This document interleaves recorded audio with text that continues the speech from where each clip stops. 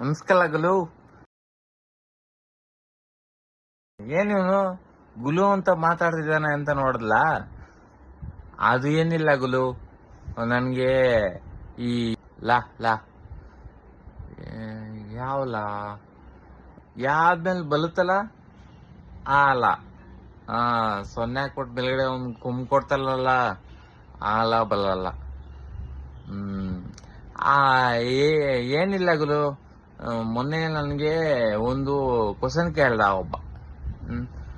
ಈ ಹಲ್ಲು ಉಬ್ಬಿಲ್ಲುತ್ತಲ್ಲ, ಉಬ್ಬು ಉಬ್ಬು